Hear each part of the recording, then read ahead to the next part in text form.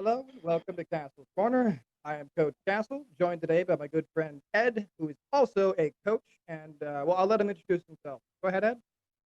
Thank you, Coach. My name is Ed McGregor. I am a coach here in Bedford, Texas. Uh, Work out at a little gym called Stroud's, and got a multi type clients, everyone from bodybuilders to ladies who are just trying to get in shape, and high school kids in athletics.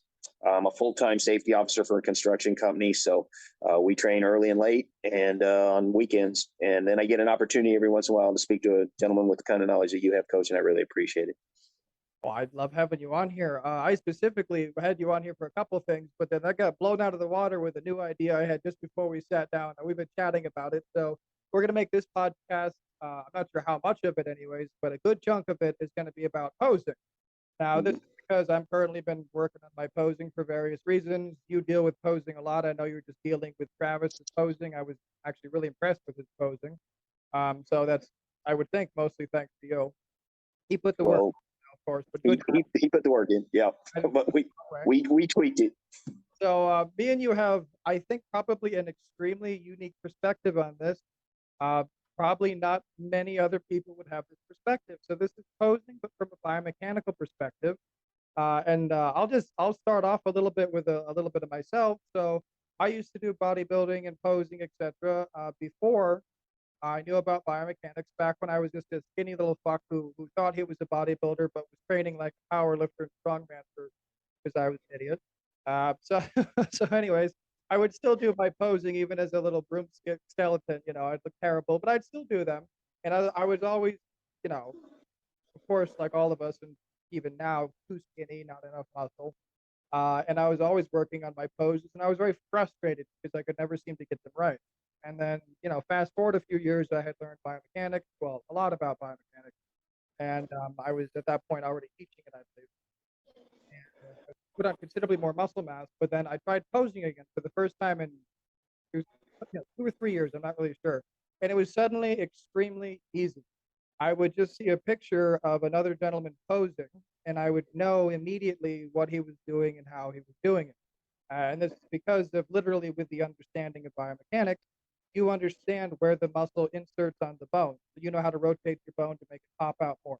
You can visualize and everything else where these particular muscles are due to the exercises we perform. You know how to contract them optimally, how to rotate them into particular positions, how to breathe in particular ways.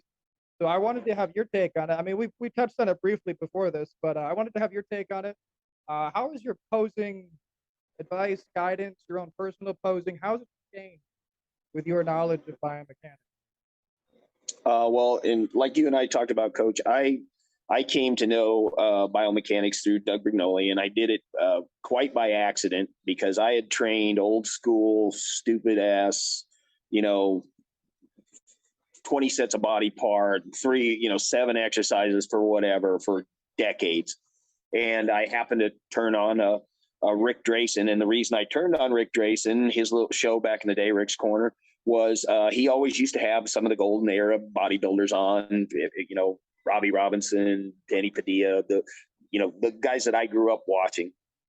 And they had this gentleman come on, Doug Brignoli, and he starts talking about biomechanics, and I was listening, and I try to think I like to think I'm open minded enough to hear things and be able to acquire the knowledge and implement it. But I was kind of looking at him like, who's this guy? And then I realized, he's former Mr. America, Mr. Universe, and so that adds in my old bodybuilding head, that adds credibility. And so I started listening to what he had to say, and it took me a while. I probably took I was hitting every time he would hit one of these shows. I found his website. I started looking at his stuff, but it probably took me every bit of 6 to 8 months to kind of just go, what he's saying is making total sense now. And the reason I can honestly say, I got really into what he was doing, and then he came out with his book. And when I read that, I literally read it cover to cover four times in about a week. I couldn't put it down, and everything I was trying to absorb everything I could. And the biomechanics of it, as we talk about posing, when you're training that old school and stuff, you're not thinking so much about, well, the muscle, the reason I'm pulling this and it's contracting is because the muscle inserts at the shoulder blade or on the torso or wherever it is. And that became my thought process, and all the exercises started to make sense when I started posing. After the, I was an okay poser as a, I competed, but I never really had the success I had after I advanced in age. Part of that is, the age group. If you're a relatively muscular human being at an advancing age, then you've got a good potential to do well in shows that come out. But where I think I set myself apart was my posing, and it was just simple stuff that, when I started to realize, hey, I could never ever make my serratus come out in my leg. And so just by learning, hey, if I twist it this way and I push down on my foot, boom, there it is. And that was one of those things. Making sure, like when I hit a side post, just how that, if I draw my shoulder back and crush, contract my trapezius a little bit more, I get more front chest, I get, a little twist. There was just a ton of stuff that applied through the biomechanics that just makes it easier. Like you said, you naturally kind of know, hey, I go here, I do this. And when I'm posing clients, Travis being one of those good examples, he had the hardest time because I said, I like to reference it as this: posing's a dance. I said, and he, you're just flowing with the motion and you want to make those things happen. And he's like, well, I'm a shitty dancer. And I go, well, guess what? So, it was a matter of, I stood behind him and off to his side and I said, mimic what I do. And he is, taken on the biomechanics in such a way that, it all of a sudden it became his natural flow, and he was able, he's, there's a little awkward moments in there and stuff, but he just, and I tell him, bring that arm up. It's going to bring this lat out, or do whatever we did. And I think the final result in his case was really done well. And he has excellent muscle control as well. I said, I wish I could do the vacuum like he can and that kind of deal, But the biomechanics, if people understand it, they're just going to do so much better in not just, posing, but the use of their time in the gym, and you know what, in day-to-day life, man, you're gonna move better, you're gonna feel better, you're gonna do the things that that makes life enjoyable, especially in the gym.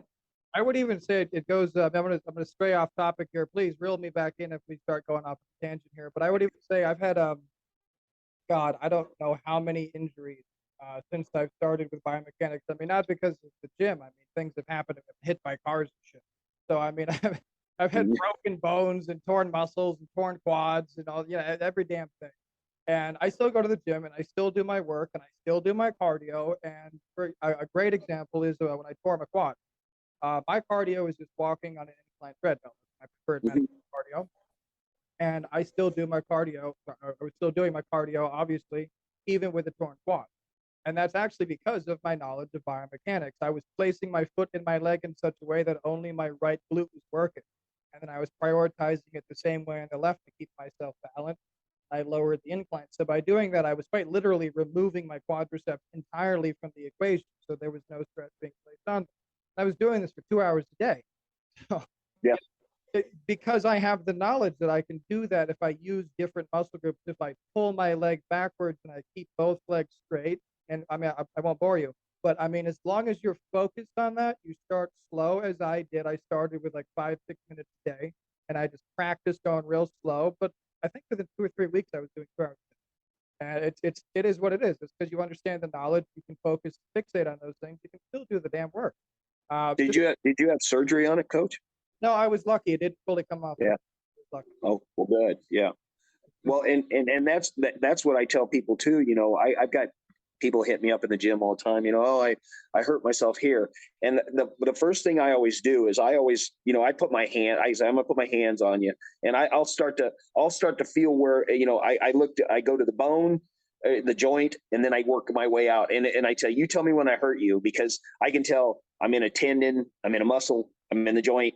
And it's like, okay, I go, that's muscle pull, a little bit of ice, some Advil, take care of yourself. Don't overstrain. You're going to be fine. Tendon's a little different deal. I was going to say, these kind of things are so, I don't know how many in-person clients I have at the moment, like 9 or 10 clients in person at the moment. But probably once a month, one of them comes to me with something. Oh my back. Oh, Yeah. yeah. And so with me, again, it's just lucky that I have this biomechanic knowledge. It's fortunate. I have this biomechanic knowledge, but also all of my knowledge about neurology and respiratory and stuff Mhm. as well. Within a matter of 5 minutes, I mean, call me a witch doctor, whatever you want, but I can tell immediately, okay, so it's a muscle, it's this one, it's here, okay, or it's a tendon, it's down, it's not that difficult to tell if you know what to look for and you have a little bit, Yeah. anyways, with actually feeling the different tissues. But anyways, going back to the posing, why don't we get into a couple different specific poses? I mean, just because I noticed in particular a few poses, at least for me, were like greatly enhanced by my knowledge of biomechanics. So you'll probably understand why. I was Mhm. just coaching one of my clients through this pose in particular, and he was having difficulty learning it. It's the old front lat spread. So Mhm. not with a vacuum, just a front lat spread. Yeah. So Straight up. well, for those of you who don't know, you just kind of and then you lat, and just kind of pull everything out. There you go. Your front lat spread. But anyways, a lot of people have difficulty with it because they don't know how to pull their lats out. So it's called flaring Mhm. lats. So the easiest way I like to do it is, well, if you're already a client of mine, you know how to do a lat pull. I call it a 30-30 lat pull. It makes it easy for people to remember. You get a T stance, you raise it up 30, you bring it forward 30, and then you flip it so your palm up and then elbow to hip. It's easy to remember. But if you know how to do that, you know how to optimally contract the lat. You know where the lat is. You know what it feels like. And when you're flaring your lat, all you're doing is popping it out by contracting around the rib cage. That's all you're doing. So Mhm. I just have them literally do a lat pull on each side and then Yeah. rotate the bone. So just rotate like that, and then you know how to do Yeah. it. Or so up at that Great. pretty much, and then you contract your your biceps and everything else. But it's for me, anyways. That was a game changer. I could never do it, and then I went back after knowing how to do a lat pull and where the muscles were and everything. And I was like, oh, that's easy. Why did I? Why did I wasn't able to do that before? I looked like a Yep. really sad cobra, like very pathetic. Um, And I think the lat spread, both front and rear, is one of the it's one of the defining poses that you do in bodybuilding, and it is one of the toughest for some people to gather because everybody wants to. I always tell people you want to make yourself as wide as you can make yourself. So to do that, you're going to have to bring your rib cage up. You're going to have to roll your shoulders back. But like you said, Coach, that's an excellent example. Just bring your arms down and then roll them under and tuck up. And that's an excellent way to get somebody to think about it. The other thing that I always, you and I were talking earlier, I have a young lady that is getting ready to compete in the Texas Cup down here, and she could not flare her lats to save her life. I mean, I would go no, and finally I was like, I'm going to touch you, and when I put my hands on her scapulas and I actually forced them out, I'm and gonna her touch you. Were you really like, I'm gonna touch you? That's so freaking creepy, dude. Like, yeah. In this day and age, you got to preface it. No, she's a great lady. Let me tell you, she's gonna be a beast. She's a national level competitor now, and this is actually going to be her first show. give her a shout So, out. but Give her a shout out. We can her, publish. her name is Jessica Izeri. Look for her in the upcoming issues of the muscle magazines, because if depending on how far she wants to go, but I really believe she's a national level competitor, and people that see her. Find her on Instagram so we can give her some. And I will have to forward that up to you, Coach, because I don't have it right, but it's I believe it's A&J Izari on, and please don't ask me to spell it because she'll kick me for now. But Jessica, yeah, and I'll send you a picture of her, Coach, because she's in the final stage. She's 6 weeks out right now, and we've got her. She's working on her posing. And the one thing too that I always tell people when it comes to posing, gather as much knowledge as you can from as many people as you can. We just have a young lady on here. She's an Olympia level competitor, and she does posing. And so she had a little seminar, and we jumped on it. I said, let's get you in there. And just a little tweak she's made. I'm comfortable, posing with men because I've competed for my 30s, 40s, 50s, and now my 60s, and so I've been in probably 25 shows, but it wasn't until I got older that I think I really got good at what I was doing, and that's because I had a lot of good people that showed me a lot of stuff, that just were just willing to, like you are, coach. Your knowledge is out there. I recommend, man.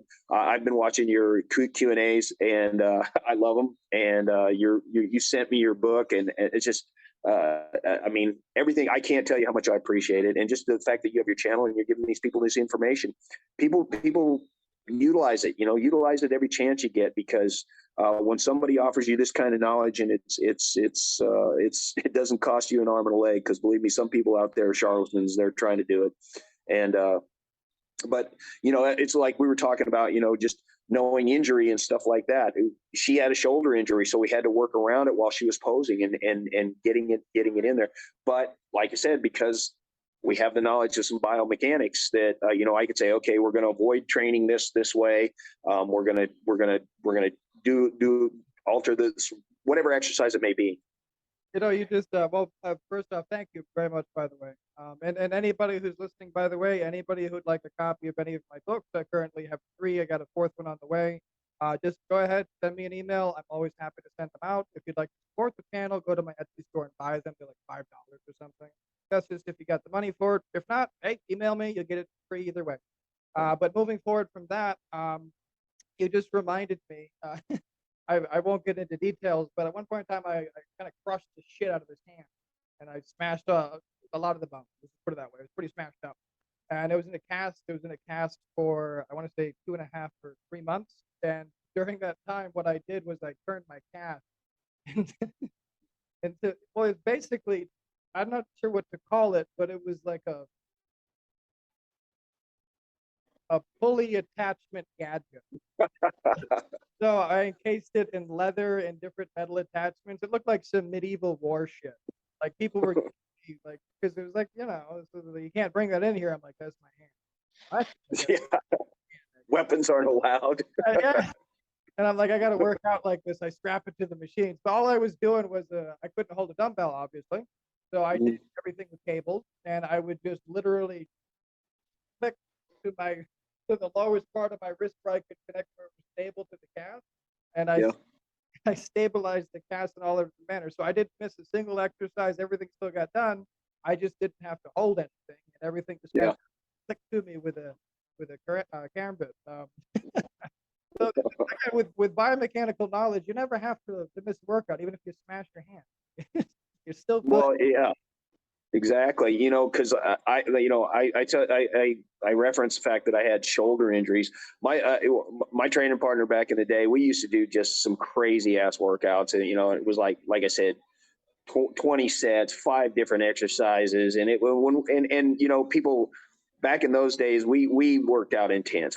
One of my partner and I, it was a game to see if we could make each other puke and that kind of thing. And it was whether that is that the good, no, but it was in our mind. It was like, I'm gonna, like Travis likes to say, sometimes I'm like a drill sergeant. I'm over because it's like, when I see people going, oh yeah, I train intensely. I know you the same thing, coach. It's like, you don't know what intense is until we play. Come on down to my sandbox, and we'll see if you think intensity is what you're doing.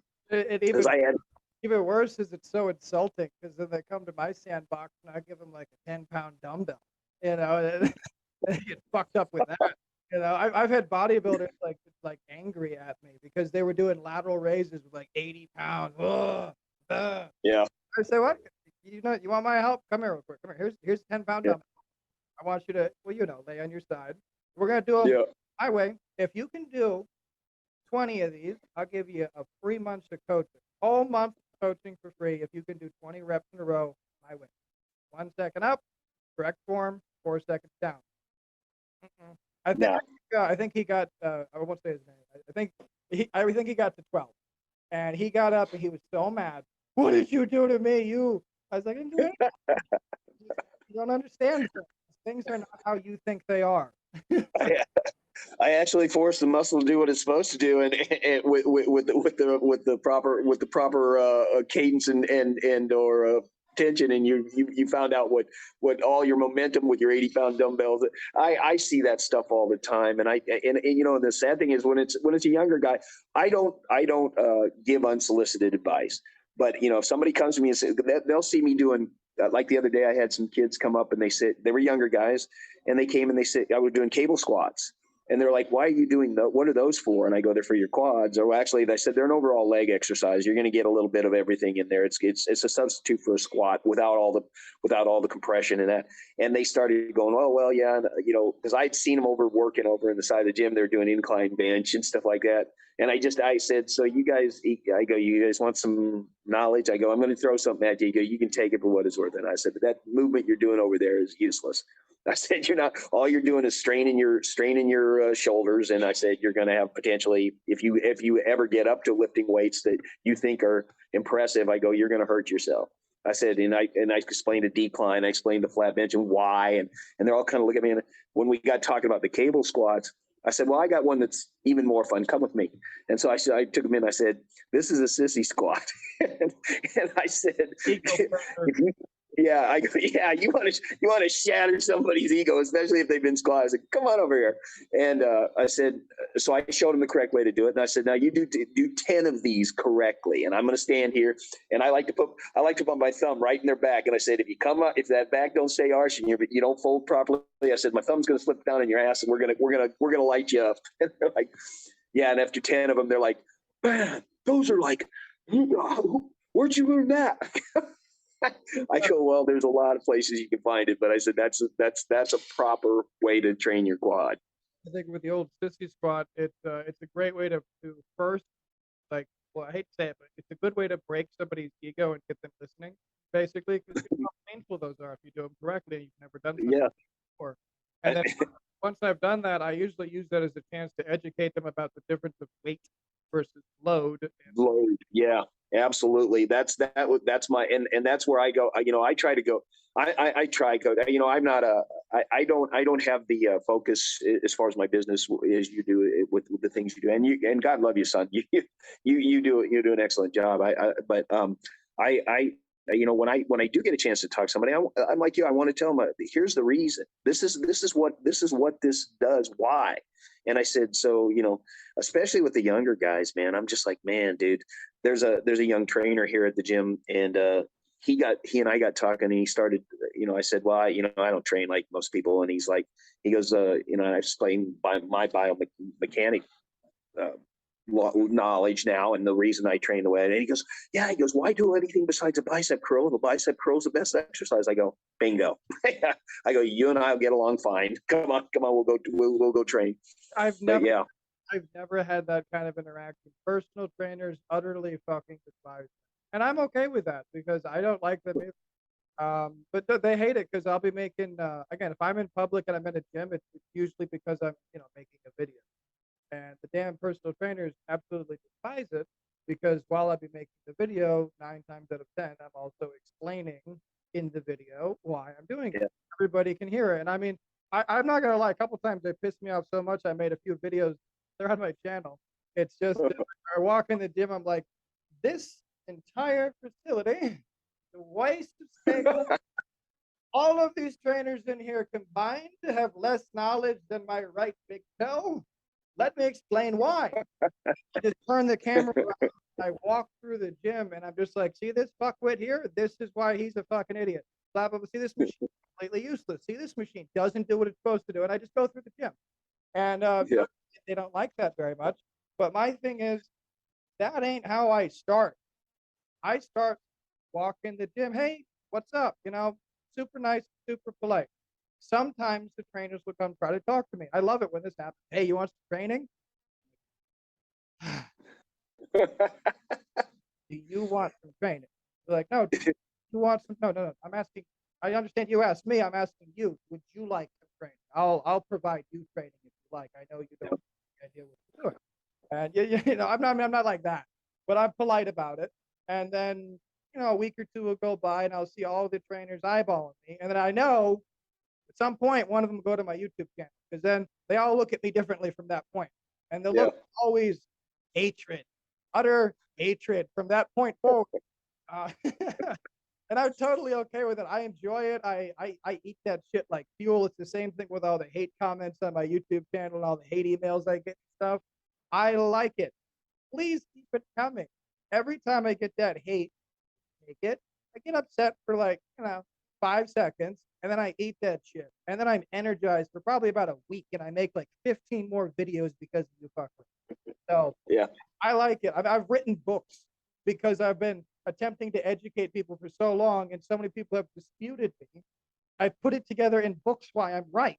Well, and that's what cracks me up is when you've got the actual science.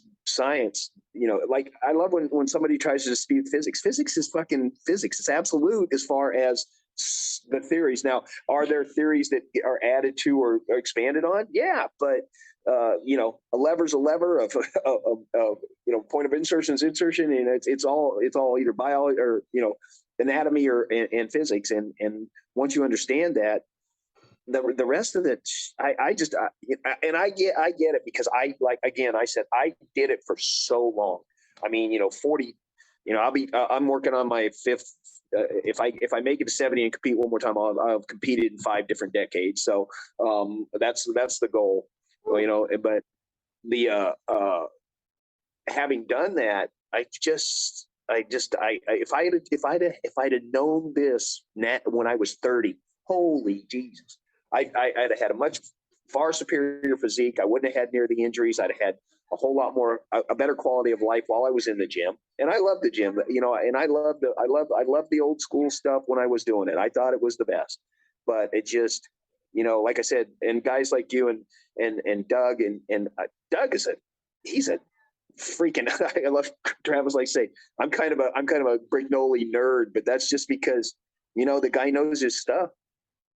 And you as well, Coach. I mean, I'm reading your stuff and I'm like, perfect, excellent, man. Just falls right in line with everything I'm into, and I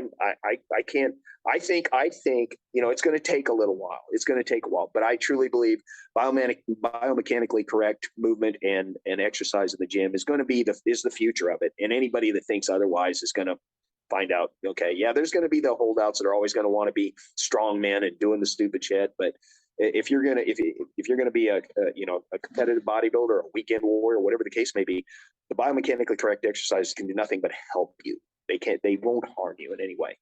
The issue, we're going to get back to posing in just 1 second, but I just want to say this real quick. The issue I find is even really simple things, just completely ridiculously simple things like don't use momentum, which, I mean, when you can explain it so simply. If you use momentum, you are subtracting from the target muscle. You're engaging other muscles when you don't want to do that for reason. Just something as simple as that, which you think would be common sense, which everyone who goes to the gym should agree on. Again, if you're doing, a specific activity which requires momentum, there's quite a few of them, but those are all sport specific things. If your goal is to build muscle, momentum will do nothing for you. It does nothing for you but incur damage and produce less effective. Yeah. Something like that is indisputable. Every human being you'll say that to will either dispute you about it, ignore you, or just continue doing things their way. I mean, this is just the way people are. They're just really fucking silly. I mean, you could even say something real simple like don't use barbell. People say, why? Well, because there's dumbbells right there, and it's actually way better than a barbell because of something called bilateral deficit. And you can explain it like 2 sentences, but then they'll go pick up the fucking barbell and swing it with momentum and reduce the range of motion and bilateral deficit, all these things. And it's like, I just told you why you're a fucking retard. I just told you why you're not making progress, and you're going to do it anyway. So it's why I don't do the unsolicited advice either. I call it pearls before swine. Perhaps I'm romanticizing it, but it's just saying good advice to fuckwits. I mean. But it is what. Well, I'll tell a good story regarding that, coaches. Travis, he used to travel to Chicago. He travels a lot, and his girlfriend lived in Chicago, so he was going up seeing her, and that's where his former nutrition coach and stuff was from. And this guy's a big guy, but he's on all kinds of stuff, and he would send me videos of him on an incline bench with 90-pound dumbbells. And as soon as he would send it, I would be on the thing going, what the, what are you doing? Why are you doing this? And Travis goes, I know. It's just, and I go, you can save your ego. He sent me a video one time. He used to do ninja, American Ninja Warrior stuff. And he showed me he's doing all this thing, and I'm watching his knees twist in weird positions and stuff. And I just picked up the phone. I said, so do you want to be a bodybuilder or do you want to be a ninja warrior? I said, because if you want to be a ninja warrior, go for it. But I said, you're going to tweak a knee, you're going to tweak a shoulder, you're going to do something bad. And I said, you're done. You're done when it comes to, we were preparing for a contest. And I'm like, so you choose, but I'm just telling you, you're going to hurt yourself. And to his credit, Travis, he listened. He goes, yeah, I know. And when we started getting him ready for contest and going through his routines and doing things, but he was just dropping weight so fast, and I was like, what are you doing? And well, the guy told me to cut calories, and I'm like, yeah. I go, your metabolism's different, and that's the one thing you got to structure everything to the individual. I said, no. I mean, I had him eat cheat meals 3 days before the show. and it worked. If you need it, you need it. I mean, No. Leave that alone. But I mean, let's get back to posing for a second here. Sure. As we've already addressed, the back, the rear lat spread. Mm-hmm. It's a difficult pose for a lot of people, particularly because of the pulling of the lats. Once you get it to having a full lat spread, by the way, guys, your elbows will be slightly in the torso. In most people's cases, they will be slight in front of your torso. This is a good thing. It's going to give you a wider back. Don't bring them so far forward, though, that you're narrowing yourself again. You can go too much. Yeah. When your shoulders start to retract inward, you're done. You're before they do. You keep yourself as wide as you can. Maximum width, and then once you see yourself narrowing, you're going to be stopping. It's also helpful to, if you're able to. I find a lot of people, they don't have the neurological connection for it, but if you're able to, while you're in this pose and you're flaring your lats, also try to hit your rear delts a little bit, because it will make the calf pop on your shoulder. Mm-hmm. If you're able to do that. But what about another back pose? Now, I myself actually struggled with this for a while. I think everybody does, just because everyone's so unique with their connection to their back and stuff. But let's talk about the rear double bicep and how to tell optimum width for your shoulders, your scapula, how much you should contract your middle trapezius versus your upper trapezius. How much should we be flaring your lats? Because this is a very, for those of you who haven't tried posing before, it's a particularly delicate pose, because if you pull your shoulders in too much, you over contract, and it doesn't look as good as if you keep them out. Makes you look narrow. It's a balancing act, and for me anyways, it was particularly tricky. It took me a lot, because you have to remember, when you're posing in front of a camera on stage, you don't get to see yourself. You don't have a mirror behind you. You have to be able to do it by muscle. I don't say muscle memory, confuse people, but by remembering what the pose felt like the last time you were practicing it. So, what are your thoughts on that? And the rear double is probably, again, this, like you said, the second most difficult pose to nail down, because just of the reason you said, you can't see it. And, a lot of people, they get overextended. They bring their elbows too far forward, whatever the case may be. I always opt for, whenever I'm telling people to pose, try to be as wide as you can, because normally you're going to have, they're looking for the V taper, the X factor is what they call it. They want to see you wide at the top, wide at the legs. And so I always tell people, get a proper stance in the back. I like to have them wrench their leg just a little bit, because it brings out their hamstring a little more from behind. When they come down, I always tell people to start with their hands overhead, bring their elbows down, and then come up. Get comfortable where you're at. Look at it from a forward view first.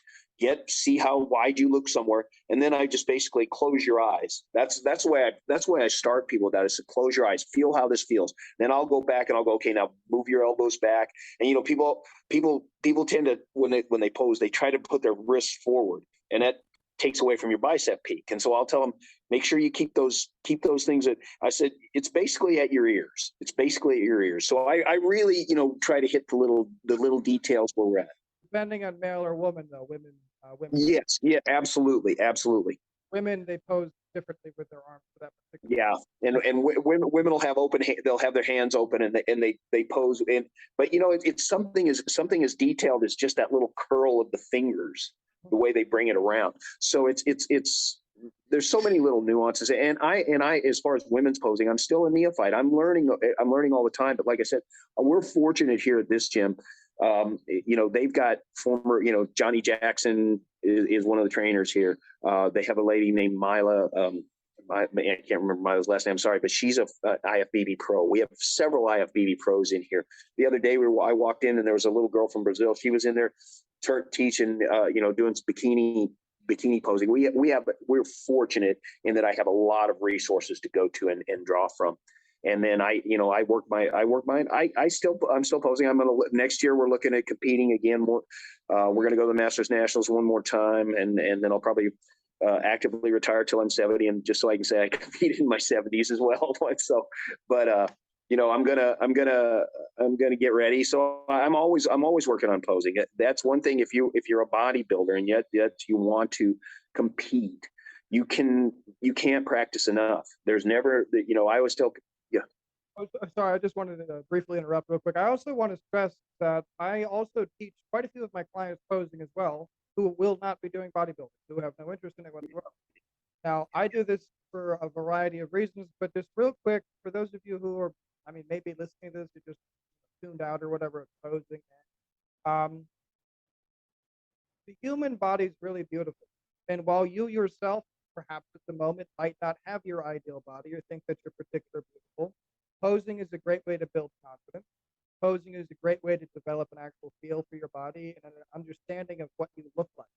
So many people are actually very afraid to look at themselves, to look at their back, to look at themselves inside, to actually understand who and what they are, both internally and externally. I think that the human body is a beautiful machine. You should know what your muscles do. You should know what your bones look like. You should know how to control your breathing for a variety of functions. You should actually know what your back looks like. You should know what your front looks like. When you're doing posing, it's not a vanity. I used to think posing was these arrogant assholes all fucking, in the mirrors and gyms. And to a degree, I still believe that because I don't do posing in the mirrors and gyms. I would never do my posing in public. I'm introverted. Perhaps if you're extroverted, it doesn't matter. But I prefer doing my posing in the private. I'm not embarrassed anymore, but even when I used to be doing my posing alone by myself, I was embarrassed of my confidence. But that gave me the confidence and the drive to keep working harder, to keep learning, to keep doing better because I wasn't happy with what I looked like. And again, a lot of you people call it a mental sickness. It's not. It's ambition. I want it better. I want more for my body. I want it healthier. I want it stronger and better. That's not a mental sickness. It's not like bigorexia. It's not like I'm never big enough. No, I know what's healthy and I'll be, those kinds of things. But posing is a great way to just understand your body, to see your progress in the flesh, to give you something to shoot for. When you're looking at your back and you're posing and you can see you've got a big muffin top, it gives you desire to go and do your cardio the next day. If you didn't want to, you'll remember you said, oh, wow, I just looked like that last Monday. I really didn't like that. I got to make sure I hit all 6 days of cardio this week. It gives you motivation. Again, it does so much. You compare it to a dance with my guys, I actually usually compare it to sword fighting or kendo because it's the same. It's a little bit more manly than dancing. It is dancing. Sword fighting is absolutely a dance. It's more of a dance of death, though. But you have to learn the steps. You have to learn the movement, and it's almost identical to posing. First, you got to learn the basic poses, then how to hold them, and then how to gracefully move between them. And it's one of those things that guys are almost afraid of being graceful. I hate dancing, by the way. I'm not a fan of dancing either, but that I think is a slightly different reason. I'm not extroverted in the slightest. I'm extremely introverted. I don't like people, loud noises, loud music. I don't like any of that nonsense. So that's mostly why I don't like dancing. That being said, I've actually learned several dancing styles and also posing and stuff. So it can be fun. I still don't enjoy doing posing. I'm not gonna lie about that. I don't like doing posing routines, but I do like. Well, and the other thing is too, if you're posing on a regular basis, you're getting a little more mind muscle connection. So when you are training, you're learning, hey, oh yeah, man, I feel my back right there, boom. And when I do this, I feel my back. And a lot of things that, especially if somebody's just wanting, hey, I want to get in shape and I want to be aesthetic. Learning how to flare your lats is one of the greatest ways to make yourself look aesthetic, just without crazy diets or any. It's just bring yourself, get your physique built, and go from that position and learn how to like I tell people, just something as simple as, and I find these little tidbits all over the place and I try to run with them. I get stuff from you, I get stuff from Doug, but one of the things is, as males, when we are in a gym, we try, I want big traps, I want to look big shoulders, I want to, so you're doing shrugs. Well, it biomechanically forces your body to roll your hands forward. So if you watch men walk, a vast majority walk with their hands, with their palms towards their body. Well, all you got to do is take your thumbs and throw them out, and it automatically forces your shoulders and your chest back as you walk. It's a weird little, it's just a little that movement right there where you do it. And people see me walking like that and they go, what are you doing? I go, I'm just working my shoulders. I'm just working myself to keep my posture. Posture is one of those other things that, posing, having the proper posture when you're posing, knowing, what, because you'll see some people come up and they look like they're gonna fall over all the time, and it's a muscle memory mechanical thing that can't hurt you to do by any stretch of the measure. I love that analogy, Coach, that you were talking about. But one of those things as well you just mentioned is it's something I don't talk about frequently enough, probably because I overwhelm people with biomechanics. But what you just addressed was basically something called biomechanical, and that's how the body is a unit. So when you move one little tiny piece of your body, you're basically moving a lot of your body.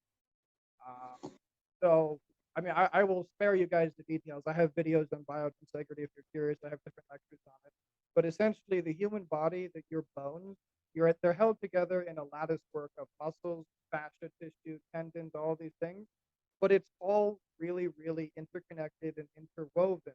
Moving it, even something as simple as moving your pinky involves your flexors. I mean, it involves multiple things. When you do something as simple as rotate your arm, well, you're rotating your forearm bones, you're rotating your upper arm bone, you're moving your shoulder deltoids, those are moving your traps, those are moving your rhomboids, you're moving your middle trapezius. I mean, all of these things are connected. There's no way to separate them. But that brings to mind actually when we were talking about the rear bicep, rear double bicep. Sorry. You said the hamstring. That's a great example as well. Sorry, when you're doing the pose, you're doing your rear double bi, and you're posing. Two important things we forgot to mention. If you're at home practicing this, make sure you have mirrors set up so that you can see your back, or you're able to record yourself with your phone. That's number one. Number two, we very foolishly forgot to leave out lighting. So lighting is actually really important for posing. Essentially, this is what I tell people: get an overhead light and then just take one step back from it. That's like a small step back from it. That's usually sufficient. This kind of lighting is important because it shadows the muscles of your body and it actually allows you to see the creases, if you will, of your body under the lighting. Any other lighting kind of makes you look flat. If you have a forward light, if you have all even dispersed light going down, I mean, did I miss anything with lighting? Sometimes, and I've tried all kinds of, but a little uplighting will give you another view of your physique. Yeah, if you want to add some uplighting, that's actually really easy. You just get a couple of those little remote lights. Yeah. You can put a couple of headlights on the ground and point them at you or something. It's there. It's like I love your gym in a bag there, Coach. That's one of those things. It's like, man, some paracord, a couple pulleys. You got the thing going. That's what people. You don't have to spend fortunes to give yourself a better physique, give yourself a little more health, give yourself the simple things that you start with. I always tell people when they come to me, my first comment to them is always, I don't train like other people. So if you aren't if you're not willing to change the way you train, then we can't work together. I just don't do it. And the other thing is, like I said, you got to be willing to give up three things. One, sugar. I said, that's a start. You want to get healthy. That's what we do. If you're addicted to nicotine, we got to try that. And you got to minimize your alcohol intake. Not that I drink beer. Now, I don't have any problem with anybody having a beer now and again, but hey, like keep it to a minimum. I gotta say, I mean, I'm not. You have it easy though. I gotta say, you have it easy. So for me, like educating people about biomechanics for me and my coaching, that's like 5% of what I do. I mean, it's such a Yeah. of it. I mean, because it's educating you about biomechanics and how to perform them with either cables or dumbbells or body weight. Then how to build a home so you can work out anywhere that you want. Basically, the portable gym that you referenced, but with an adjustable bar for your doorway. That's basically all it is. Then I just their posture or restoring their biointegrity to their structure through corrective exercise, which is a whole different ballgame. Then I got to talk about breathing. Then I educate them about different breathing tools, things like Wim Hof breathing, sumo breathing, 4x4, all of these different breathing things. Then we have, I mean, I won't keep going, but I mean, there's just a million things that I address with every client. And it's why I like lose my shit sometimes when people are like, "Oh, you're Coach Castle, you're a personal trainer, right?" I'm like, I wish. No. Don't call me that again. Don't make me smack you in the head. Sometimes I'm in that mood because the person will say it just to annoy me because they know me. You know what I mean? So I'm like, I'm right now. But no, it's just because like, come on, man. Like, please don't call me a personal trainer because I've seen personal trainers. Yeah. I don't get me wrong. People always take it the wrong way when I say that. I just want to clarify. There's a lot of personal trainers out there who really want to help their clients. They care about them. My current environment for the past several years, I've gone to many gyms. I just haven't seen many of this kind of personal trainer. I know they're out there. The issue is even these people who care about you and really do want to have you succeeding, they are doing it in a very poor, inefficient, and damaging way because they don't know better. My issue with this is they're not taking time to keep researching. It's the same thing as a doctor who doesn't keep re-upping his certification and so on. If you're not continuously looking into what you do for a job and your job is caring for people and making them better through exercise and producing the most efficient results, et cetera, et cetera, et cetera, biomechanics has been around for about 25 years. This is not new. Nothing about this is new. I mean, whatever, you call 25 years new, it's not new for me. Right? Yeah. So, and for most of these personal trainers, that's not new either. And if I have the information, you should have it too. I mean, again, it's a single tool in my repertoire. I don't even mention it in like conversation or anything like that. If somebody wants coaching from me, they might come to me for my biomechanical knowledge. Usually it's because they need help with depression or lifestyle change, or they're an athlete who needs to improve their 50-mile run, or they have to learn how to hold their breath for 5 minutes. Yeah. They don't always come to me for exercise, but I mean, it's what drives me crazy about personal trainers. You literally have like fucking almost no job, and you suck at it. Like it's why I get annoyed. Well, and you know what I find frustrating, Coach, is back in the day, I had been laid off from a job, and I've never had to. I was never worried about work because I was always willing to do whatever it took to make a living. But I thought, man, maybe I'd like to go give the personal training full-time deal. So, a lot of the gyms or the big gyms, they want somebody that's certified. Well, when you go to get certification from most of the places that offer it, I never saw anything that had, biomechanically any kind of certification, or that Doug offers his thing. That's where, if I was going to do it, I'd go there. But they didn't have it. It's all, they follow the same, for lack of a better term, cookie cutter, periodization, overload, blah, blah, blah, blah, blah. And it's like, fuck, I knew all this without having to get a certificate. You could take a random fucking gym bro who'd been going to the gym for 2 years and say, be my personal trainer. And it would be identical to one of these fuckwits. I mean, maybe they wouldn't know how to explain things or point as good as one of the other personal trainers, but that's about it. And again, I don't want to make this a rant about personal trainers, but they don't even do measurements They don't do weigh Yeah. in. They don't talk food. They don't discuss sleep. They don't talk about hormones. They don't talk about stress. They don't talk about micronutrients. They don't talk about any fucking anything. They're fucking useless. It Yeah. just why? Why? Do it yourself, guys. I say it all the time. Knowledge is power. You don't need me. You don't need Ed. No offense, Ed. You don't need either one of us. You need the right information, which is all over Yeah. my YouTube channel. It's all over Doug's book. It's all over my books. It's all over. It's everywhere. What you guys have is a problem where you don't dig deep enough to actually have an understanding, which comes with the understanding, firm belief in physics. Most of you forgot physics in high school or you never took it, one or the other. You don't understand these very, very simple basic concepts. I mean, again, just check out my channel, guys. I have 600 different. Absolutely. I just put it in exercise library. It's already got 60 exercises. It only has 30 more to go, and that's it, because that's all variations for every muscle that is, in my opinion, perfect or close to it. Cables, dumbbells, body weight. It'll be done soon. And guess what? When it's done, it's done. There's no more exercises going on there because I don't approve of other exercises. I might have another playlist of sports exercises and stuff, but not for muscle building. Those are the ones. All you gotta do is watch that, go to the gym. You're good. Follow the plans laid out for you. Frequency is well understood. Hypertrophy is well understood. I'm releasing a new video on it with tons of cool images. I've been working on it for 5 months. It's gonna be coming out next week. Explaining hypertrophy. I really hope I did it simple. As simple as I could make it. Anyway, but let's get back to posing. Let's go over practicing posing at home, and we'll go through a quick list of the poses, I guess, and maybe maybe we'll do a collab video soon where you run me through the poses, and I'll just do them on camera. You can just kind of correct me. Oh, that would be awesome. That'd be awesome, Coach. Yeah, I'd love that. Yeah. We'll do it soon. Go ahead. Fun. Well, But, like you said, I'm sorry, Coach. I we're our time delay.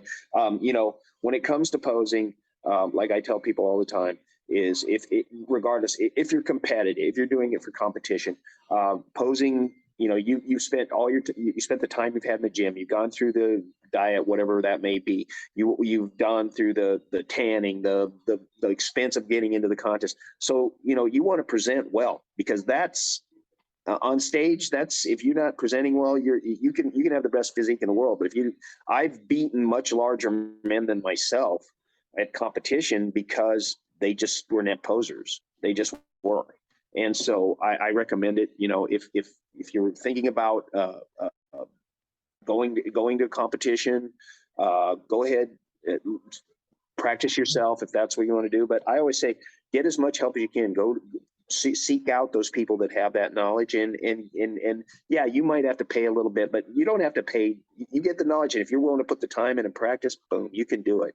And like you said, I tell people all the mandatories. We start with mandatories as we always we start with the simple stuff. Flare your lats, hold yourself properly, go there, and then start working on mandatories. And we start with a 15-second hold, then we go to a 30-second hold. And then I tell them, I say all day long, I said, I can walk around with my lats flared all day. I never have to put them down if I don't want to, but so that's where we want to get you to. So when you get up on stage, you're confident, boom, you hit your poses. You're not shaking. You're just on point. And that just makes that judge go boom. And then we throw the little tweaks in to try to get that judge to look up and see you first. So it's where we're at on that. okay, so real quick, let me go through a list of, before I go through a list of poses, let me just say, so again, guys, if you're practicing at home, try to have overhead lighting, up lighting if you'd like it. You got to have a mirror where you can see your whole body, including where you're posed. Like right now, if this was the mirror, it wouldn't work because part of me's cut off.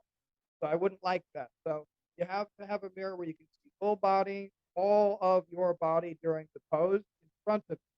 Then you have to have another mirror or maybe two set up, or your phone recording your back when you're doing your back poses. It's very helpful to tape the floor so you know where to stand for the various poses. So just once you know you got the pose right, tape the floor kind of as a crutch in the beginning, remove the tape later on because you're not going to have that when you're on stage. Get used to that. When you're doing your poses, as thank you, you've already previously mentioned, work up slowly. Now, you'll have to forgive me, but I'm going to treat this like somebody who's never posed before. If Sure. you have never posed before, step number one, let's just agree you're going to pose. Yeah, I'm going to pose. Good. That's done. Step number two, go on Google bodybuilding stage poses. Print out a list of them. So you have a list. So you can go through the list and check it off. You want to take it a step further, print out the pictures to go with the list. One bodybuilder who looks kind of sort of like you doing each one of the poses. Similar arm length, similar torso, these kinds of things. Then the next step is going to be drop your ego. Day one, pick one or two poses, try them for 5 or 10 seconds, regardless of how foolish you feel. Okay?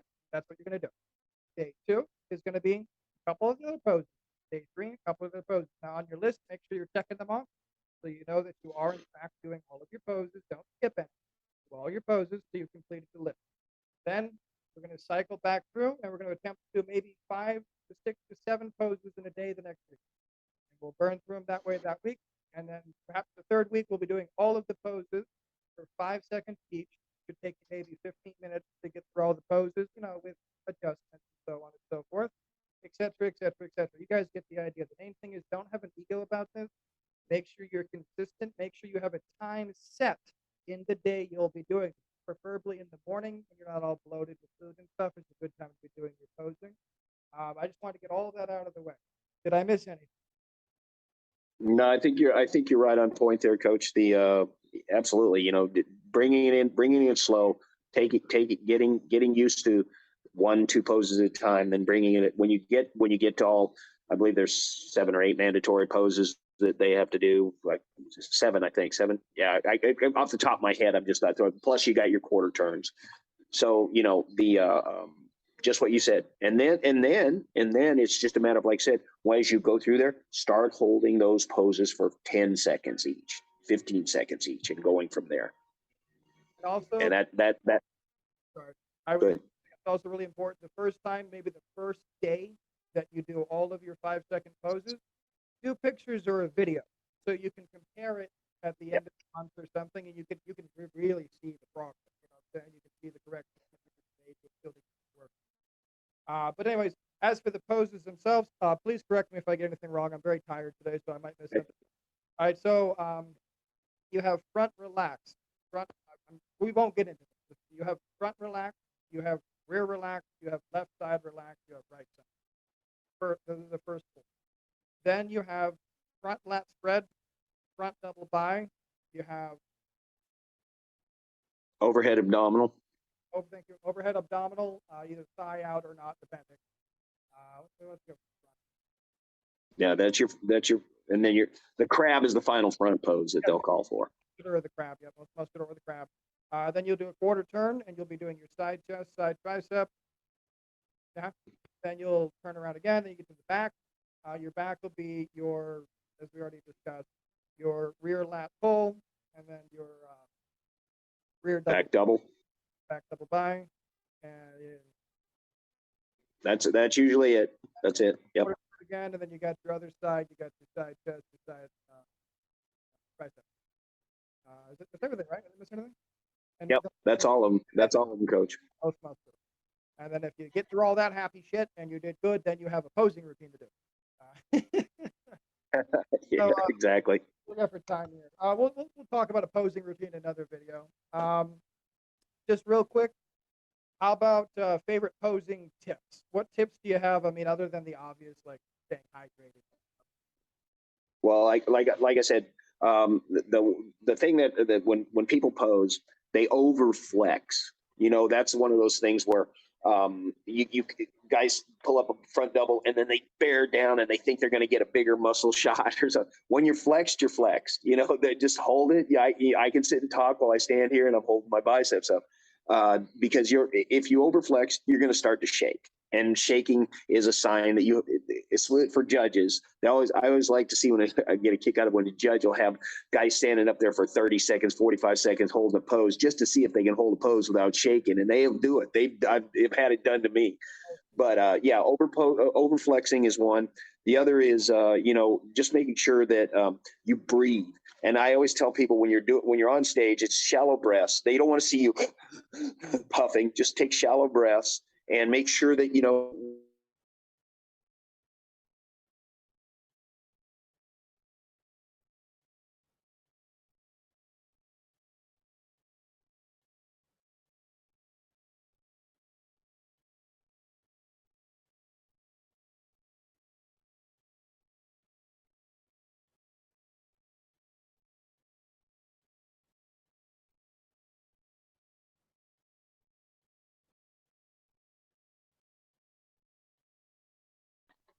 There you are, coach.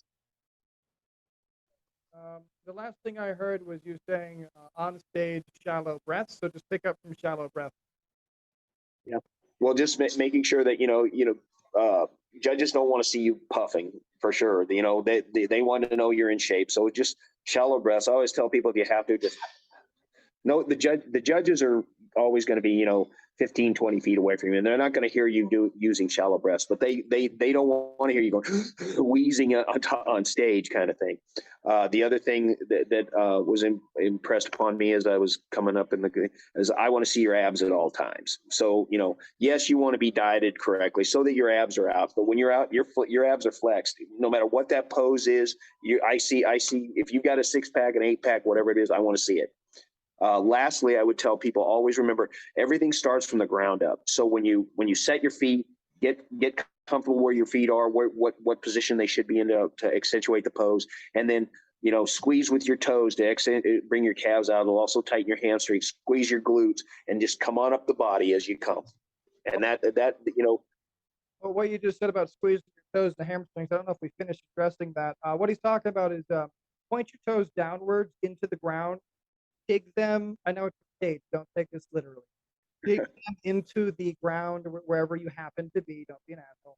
Dig them into the ground, and then by doing that and arching your foot, and then pulling your heel upwards, but by using your calf muscle, obviously, to do this, and then bending your knee and literally thinking about doing a hamstring curl. Literally think like you're trying to do hamstring curl the ground behind you. Yes, I know you can. That's what you're thinking.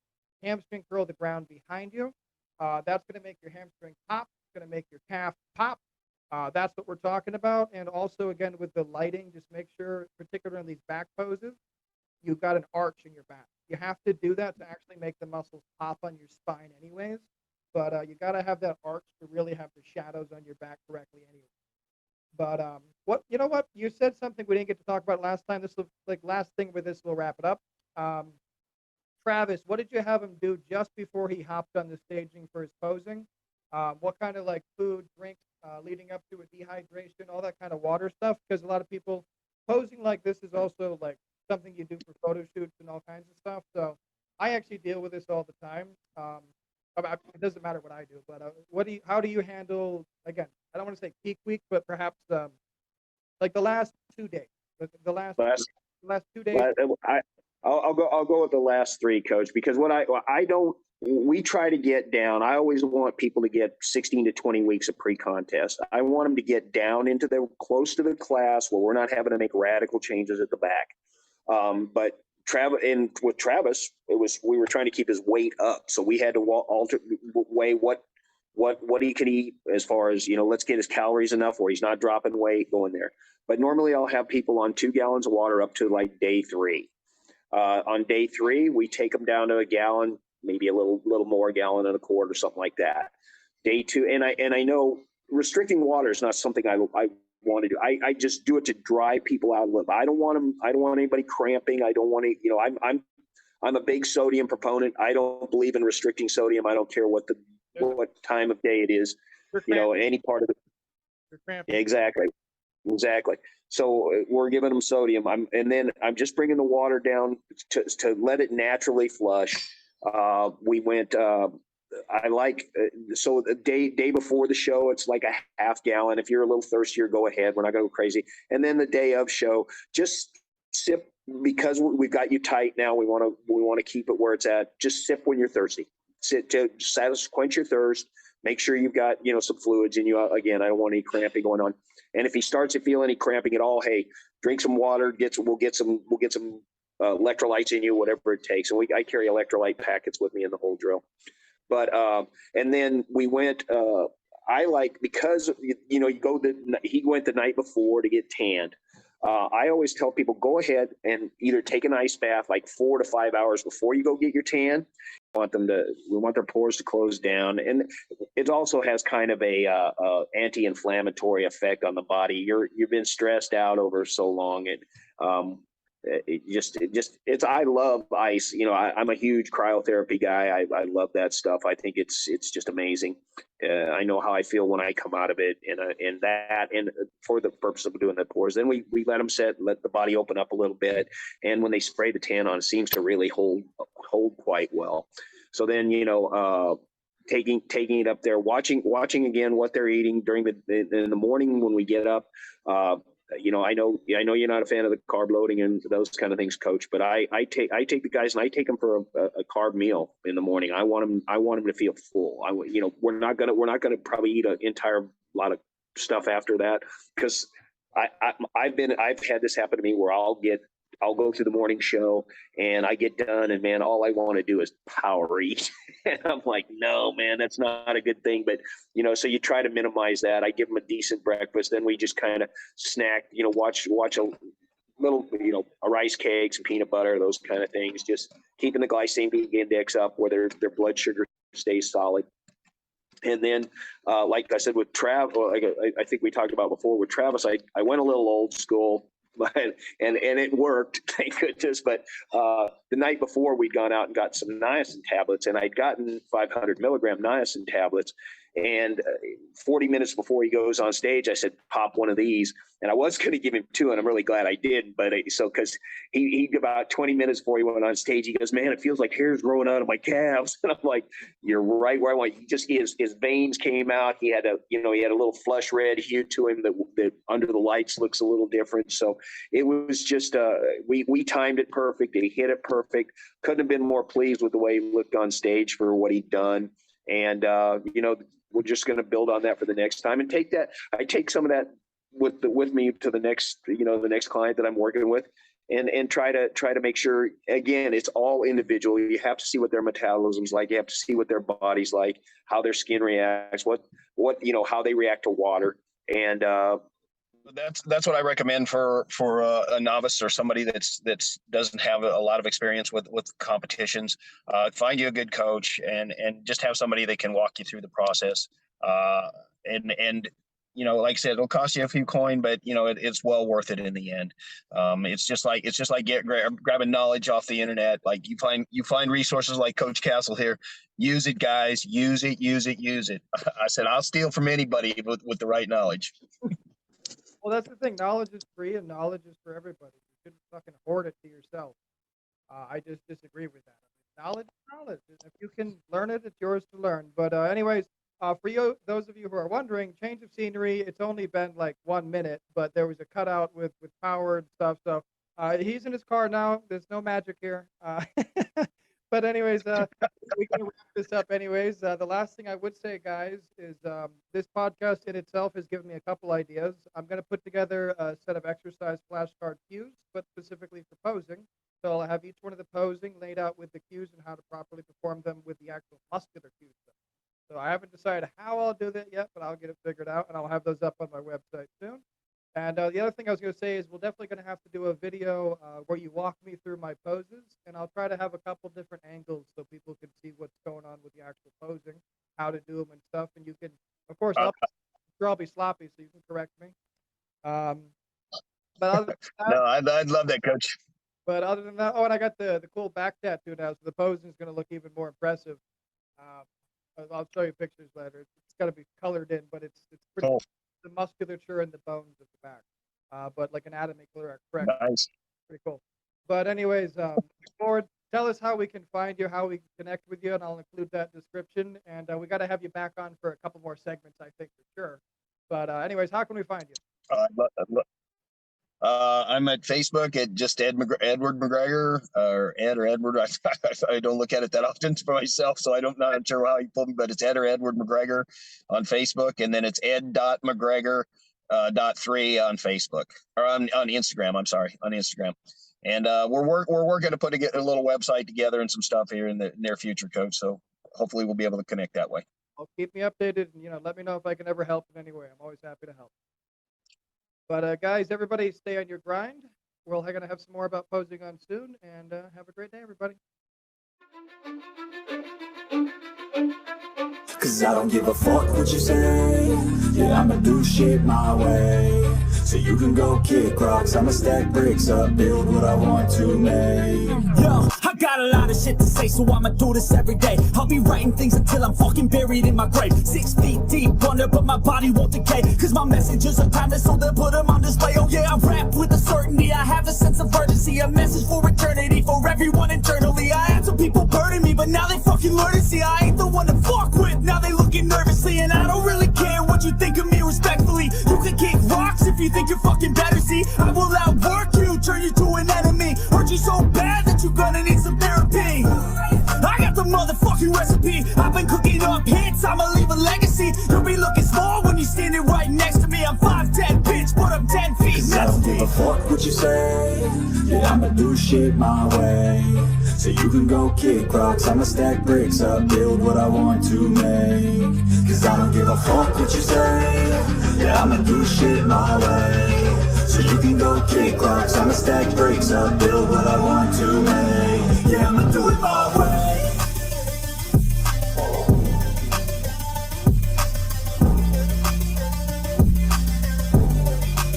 Yeah, I'ma do it my way.